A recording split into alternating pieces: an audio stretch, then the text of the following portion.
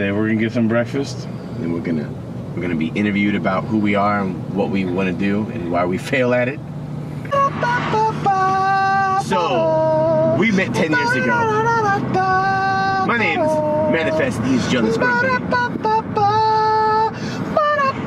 He's got 2 kids and I got a wife.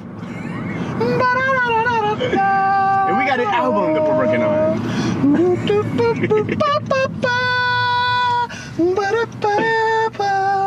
You done? You know, I got a family and I have kids at home and a steady job and still trying to make music. And Manifest has a wife at home and a shitty job and he's trying to make music. Yeah. We usually get a track from Chemistry or we'll build something ourselves every once in a while, but Chemistry is the music man. He's very talented, much more than myself. But I will hear melodies in the music, and then I start to hear words in the melodies, and then they kind of write themselves. And so I'll come up with a theme, I'll come up with a theme. What do you guys do when you're not making music? Working. I read a lot of comic books, play video games, and play with my kids, and I work, and I eat food. I go out to eat a lot.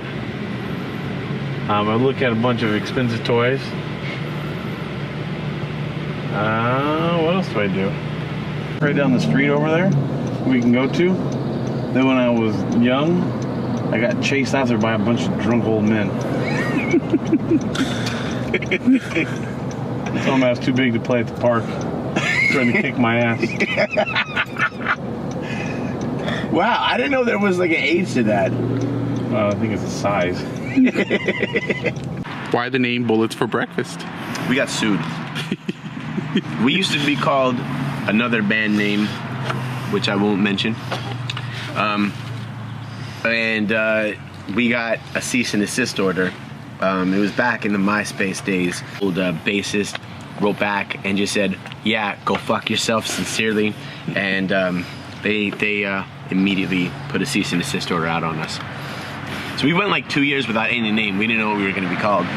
And Brian had an old song called Bullets for Breakfast. So it just seemed like a cool name. It seemed like something that was like what we wanted, which was antithetical. We wanted something with like a very negative connotation mixed with something that's very positive. You got bullets that kill you, and you got breakfast that begins your day. And that's kind of how it began. Go the other way around, man. I think go the other way around. Some people might start their day with bullets. And the way that I eat breakfast is gonna kill me. I think the worst show to me, though, was the show we did at this mall, and we were excited because we're like at a mall, you know, there's gonna be a bunch of people there, we're entertaining, we're gonna be able to hold their attention.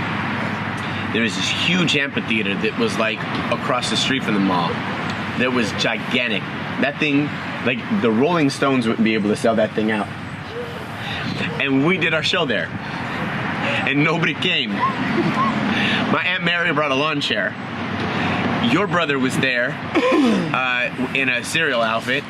I had 3 of my younger cousins were there, and then it was us. You could just hear that. Like, I couldn't hear my music over the echoes because nobody was there. It was just like everything was just. You have a bunch of people who, and we've been doing a lot of shows recently, like at hip hop shows. And there's a bunch of people that like bring their CDs with their lyrics on it, and they stand on stage like fucking like Chuck E. Cheese's Munchie, singing over their lyrics, and it's like, what the fuck are you doing, man? With sunglasses on in a dark ass nightclub. You know, we take our shit very seriously.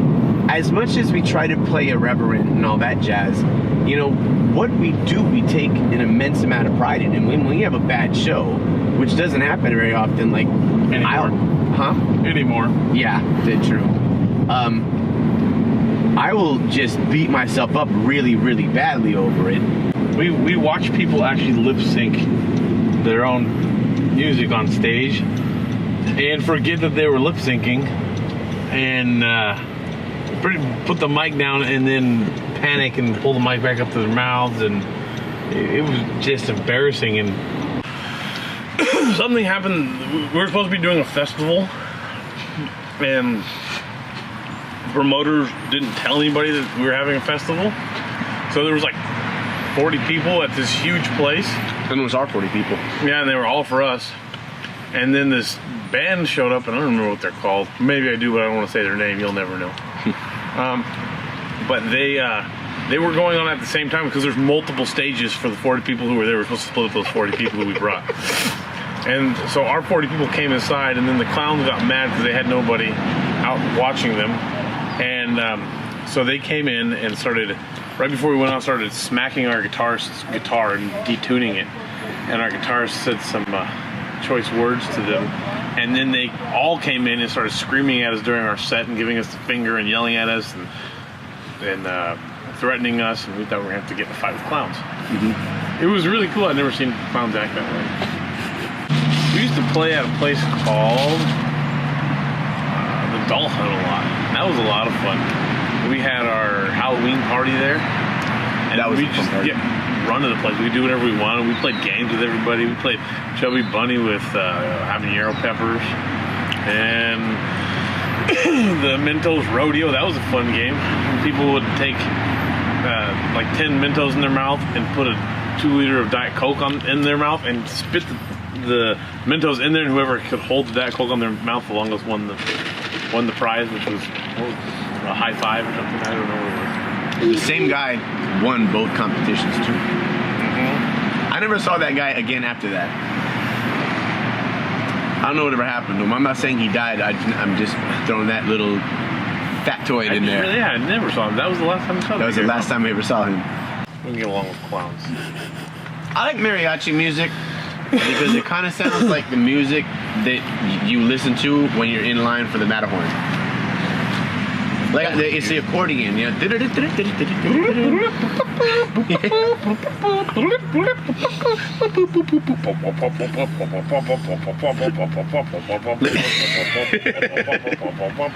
We go up there, we make fun of ourselves, we have fun. We make sure we're an entertaining band, and we've all done this for a very long time. I think that's it too.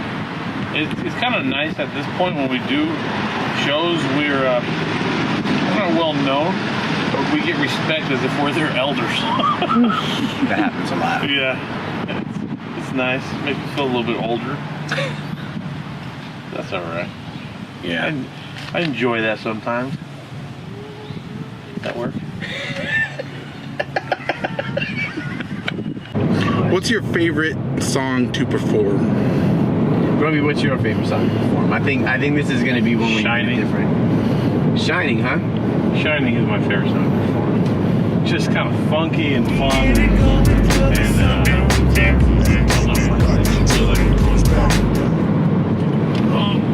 How about yourself? I think Forget to Write's always been one of my favorites. Whether we did it as a starter, whether we did it as a closer, that always seems to get people up on the feet. And I don't know what it is, but a lot of times people watch us, they don't interact with us. And Forget to Write is always one of those songs that I guess it's because there's an action you can do with us where you wave your hands from side to side, but they were always able to do that. And also Hulk. That's always one of my favorites to perform. Hulk is fun. Hulk, Shining, Revolution is fun. So Grumby, explain to the viewing audience the Avengers mixtape that we did. So, I collect everything, comic books and toys and things like that. So I've been a comic book fan for a good while, and we decided to write theme songs for the Avengers. was just an idea I had. I thought it'd be kind of cool, and it came out better than anybody would ever have expected to come out. So we ended up doing 4 of them. We have Captain America, Iron Man, Thor, and Hulk. And we put them together online as an online mixtape. You can get it at SoundCloud. And eventually we're planning on pressing them up probably next year for Free Comic Book Day. And just trying to, walk around, pass them out to all the fans out there, fans of comic books. And see if we can get the stick. They're really good. There's a lot of information in there, and as far as I know, it's all accurate. It gives you little backstories on all the Avengers and things like that. It was a fun project to work on. We did that, and then we did a couple. We're good at writing theme songs, so we did one for a cosplayer named Ivy Doom Kitty. Yeah, it was fun. That one came out really well. Got received really well too. Yeah, a lot of people like that one. And then we did one for a buddy of Manifest named Bradley Milligan. Which is going to be making the album right now. We recorded it for the album, so provided it comes out the way that it's supposed to, you should be hearing it in about a year from now. That's pretty much it. He's happy, but I'm not, and I'm suicidal enough to become my dad. You don't like my band. Because I'm depressed, and I don't like my job, and I'm at my wit's end, baby. So if I don't become famous, I'm gonna kill you. Not closing the shop, and we're gonna keep on keeping on. I got my feet on the ground, I got my head in the clouds.